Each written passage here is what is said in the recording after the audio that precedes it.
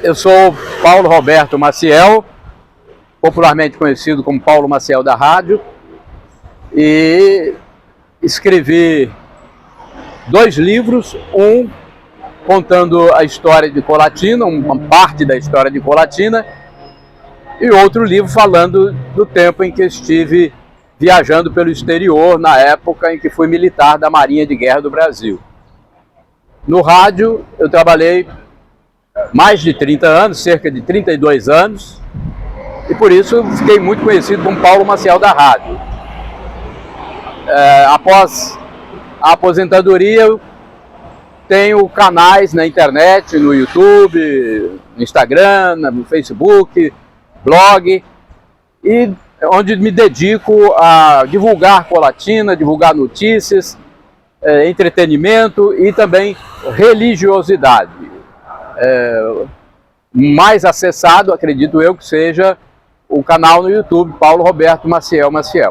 Meu amigo Davi me pediu que eu fizesse uma pequena explanação aqui. Estou com 67 anos de idade, foram muitos anos dedicados também a escrever a história de Colatina para a antiga revista Nossa, que não existe mais, mas foi uma revista importante. Eu tenho até um exemplar dela aqui.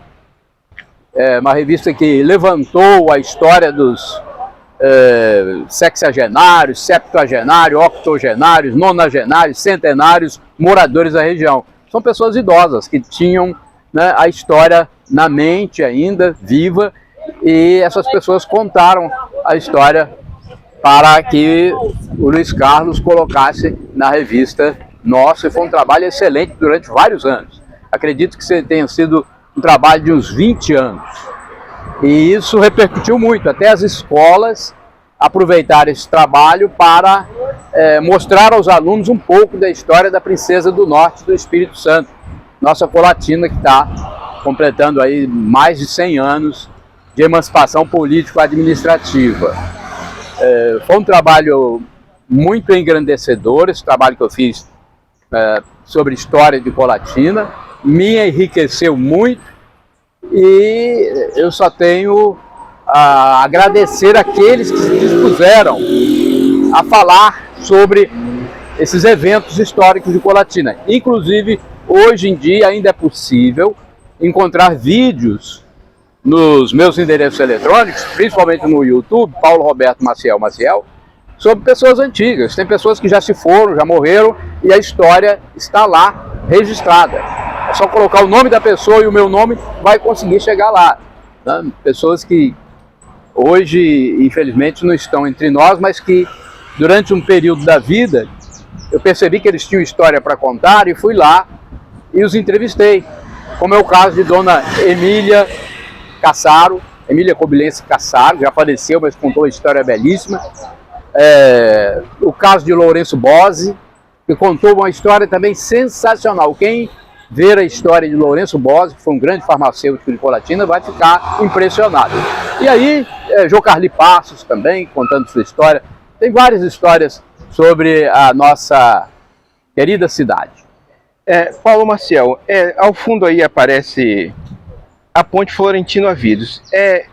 Você conta no seu livro que seu pai trabalhou na construção dessa ponte? Meu pai foi um dos operários dessa ponte, antes dela ser construída, logicamente, porque fizeram uma reforma nela há poucos anos, né?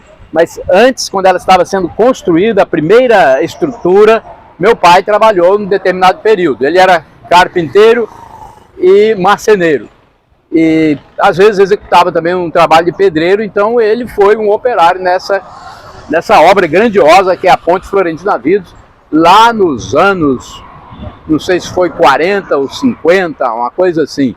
Foi naquela época bem inicial, né, da história do município de Colatina. E eu me recordo disso com muito orgulho, porque meu pai, então, minha família participou da construção dessa obra magnífica que está aí até hoje, né? Foi reformada e faz essa ligação entre a zona central e a zona norte do município de Colatina. Dando inclusive acesso até muitos outros municípios e estados, né? Todo o norte do estado é acessado através dessa ponte. Naquele tempo em que foi construída, não havia outro local para passar, era por aqui, tudo era por aqui. Hoje ainda tem outras rodovias, tem outras pontes, mas naquela época em que ela foi construída, o acesso era só por aqui, para chegar ao norte do Espírito Santo. Há um boato aqui na cidade a respeito que ela foi construída para passar o trem. Você, nas suas apurações jornalísticas, você chegou a essa constatação ou você não tem nenhuma constatação nesse sentido? Todas as pessoas que nós conversamos falaram sobre isso. E houve pesquisas que nós fizemos também, eu e o Luiz Carlos, que mostravam que realmente a tentativa inicial, o projeto inicial era que o trem de ferro passasse por essa ponte. Eu acho que é por isso que ela tem uma estrutura muito forte, com longarinas de aço, que era justamente para suportar o peso do trem de ferro. Queria ligar, então, a Grande Vitória, saindo lá de Vitória, que a estação é em Cariacica, né, passava por Colatina, daqui ia ligar até o extremo norte do Espírito Santo, até São Mateus. Eu não sei qual o ponto final, mas iria ligar até o extremo norte. De repente, houve uma mudança de projeto, a estrada de ferro passou a ligar o Espírito Santo com Minas Gerais e a ponte serviu para o transporte rodoviário. Antes da ponte ser construída, você relata aí na revista nossa, que hoje, infelizmente, foi extinta, né? Não existe mais, sobre o meio de transporte, né? Que tinha aqui o vaporzinho, como era conhecido os barcos, né? Que aqui tinha. E gostaria que você relatasse a respeito, explanasse um pouco mais a respeito desse meio de transporte importante que existiu aqui em Colatina, que hoje não existe mais, e há relatos, inclusive, de que ele está enterrado, alguns divergências aí nesse sentido. E nas suas apurações, o que você constatou a respeito? Existiam pelo menos nas entrevistas que eu fiz, que eu me lembro, três embarcações que faziam a ligação entre Colatina, Linhares, a parte central de Linhares, até a foz do Rio Doce, no distrito linharense de Regência. Então, essas três embarcações foram importantes porque elas passaram a existir no final da década de 1920. Não existia estrada, não existia transporte por ônibus. Então, foi um transporte importantíssimo pelo Rio Doce, que era mais caudaloso do que é hoje. Então, o Rio Doce permitia esse transporte com barcos, esses três vaporzinhos, que eram o Tamoio, o vaporzinho chamado Juparanã e tinha o Tupi. O Tupi também encalhou em Colatina, assim como o Juparanã. Já o Tamoio ficou encalhado em Linhares. O Juparanã, pelo que eu pude apurar nas entrevistas que fiz, ficou encalhado, soterrado nas areias do Rio Doce, na região onde hoje está o batalhão de polícia militar ou o Pleno Hotel, por ali, porque na época, na década de 40, quando o Juparanã, por exemplo, parou de funcionar, o Rio Doce ainda era navegável nessa região. O curso dele passava por ali, entre o Pleno Hotel, o batalhão, perto da rodoviária aqui, era o curso do Rio Doce. Então, acredito que o Juparanã esteja soterrado ali e nós não temos um exemplar para mostrar para a gente aqui. Poderia ter ou o Tupi ou o Juparanã para a gente expor numa praça como registro histórico material, mas não temos, infelizmente, porque ficou soterrado. Acho que não houve sucesso em desencalhar, né? E depois foram aterrando mais a cidade para aumentar a área urbana e tudo se perdeu. E ao longo da sua carreira, né, que foram quantos anos? Mais de 30 anos, né? Só no rádio mais de 30 anos, mas eu tive 5 anos como militar da Marinha de Guerra do Brasil. Então aí são mais de 40 anos, né? Mas no seu contato assim, mais específico com Colatina, assim como na comunicação. Certamente eu acompanhei sua carreira, quem é nascido ali nos anos 80, pegou o auge de Paulo Maciel aqui, que você, como já afirmou, era correspondente de outros jornais, de grande circulação, até mesmo aqui no estado. Você não é um ícone somente de Colatina, mas do estado, porque você fez correspondências, sucursais, né, que fala sucursal, né, que faz participações pontuais no grandes jornais de circulação em todo o estado. Quais foram esses jornais, quais foram esses meios de comunicação que você atuou? Olha, eu me lembro da CBN de Vitória, uma emissora que era na época de Vitória, eu não sei se existe ainda, hoje eu quase não ouço rádio, né? Eu me lembro que eu fui freelancer para a CBN, para uma emissora que era de uma rede importante de Vitória.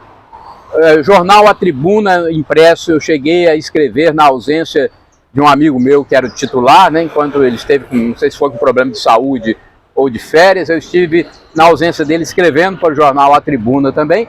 E às vezes, quando me ligavam de qualquer emissora, até de fora do estado, me ligavam por problema de enchentes que eram comuns em Colatina, eu transmitia aqui as notícias, transmitia, como eu já disse para você, em forma de freelancer, né, que é um trabalho esporádico, avulso, e transmitia com o maior prazer para fora do estado do Espírito Santo. E dentro do estado do Espírito Santo, que eu me lembro mais, foi o trabalho para o jornal impresso A Tribuna, para a CBN e uma rádio muito conhecida lá em Vitória, capital. Fez muitas entrevistas. Nessas entrevistas, qual é a que você considera a entrevista mais importante, ou qual é o fato que te chamou mais atenção? Porque nesse período aí nós passamos por enchentes, né, como você narrou. Nós tivemos recentemente aí a questão do problema da barragem que atingiu o Rio Doce, e você narra aí qual dessas reportagens que você fez, que você presenciou aqui como jornalista, ou mesmo como um cidadão, como pessoal, no caso o pessoal, o fato jornalístico que você narrou, que mais te impactou? Olha, das décadas de 1980, 90 e anos 2000, entrevistei praticamente todos os governadores do estado do Espírito Santo, candidatos à presidência da República, e o que mais me impactou como personalidade conhecida nacionalmente foi Tancredo Neves. Quando ele era pré-candidato à presidência da República, logo após o regime militar, ele esteve em Colatina quando houve uma recepção no antigo Yacht Club, que hoje está desativado. Então, dentro do Yacht Club, eu fiz uma entrevista com o pré-candidato Tancredo Neves, que já tinha sido primeiro-ministro do Brasil, já tinha sido parlamentar, já tinha sido uma pessoa muito conhecida. E naquele momento ele era muito mais conhecido porque era um candidato à presidência da República. Só que depois ele foi eleito pelo colégio eleitoral, não foi nem votação popular, foi eleito pelo colégio eleitoral, o Congresso, né? Congresso Nacional, e repentinamente ele morreu antes de tomar posse. Quem assumiu foi José Sarney. Então essa entrevista do Tancredo Neves ficou muito marcada na minha vida, porque foi uma história, as pessoas que passaram pelo momento do calvário dele, do martírio, que ele sofreu muito antes de morrer. Isso passava na televisão diariamente. Tancredo Neves está no hospital, Tancredo Neves melhorou. Então eu me lembrava, poxa, entrevistei esse cara, entrevistei esse futuro presidente do Brasil, ele vai recuperar ou não vai? De repente ele morreu. Então marcou muito essa entrevista. A respeito do Rio Doce, eu tenho uma entrevista que eu fiz dentro do Rio Doce, atravessando daqui da antiga peixaria, onde hoje está o supermercado do Lavagnoli, até o Drink, atravessando a pé, andando no Rio Doce, na década de 80, se não me engano. Então foi uma entrevista que marcou muito. Teve um momento que eu cheguei quase a afundar lá, mas tinha barcos, logicamente, era uma entrevista, algo assim para filmar mesmo, para mostrar depois para a comunidade colatinense. Então, né? Teve um momento que quase eu afundei, né? Mas nós estávamos sempre protegidos por outras pessoas, embarcações e tudo, e eu consegui chegar até o outro lado com o meu gravador entrevistando dentro do Rio Doce para a Rádio Difusora, na época. Dentro do seu livro, você fala sobre algumas personalidades. Nós tivemos um atleta, né, aqui, temos poetas, e você poderia citar aqui de Colatina quais foram essas personalidades, atletas, poetas, as personalidades que você teve o trabalho, a oportunidade de conhecer,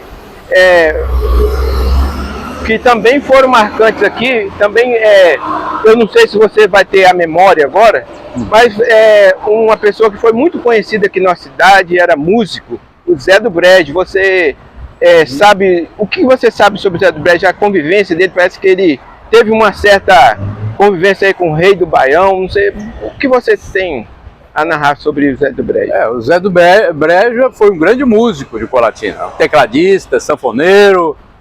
Foi um músico que integrou, inclusive, um grupo musical que pertenceu ao falecido Geraldo Pereira, o grupo Imagem.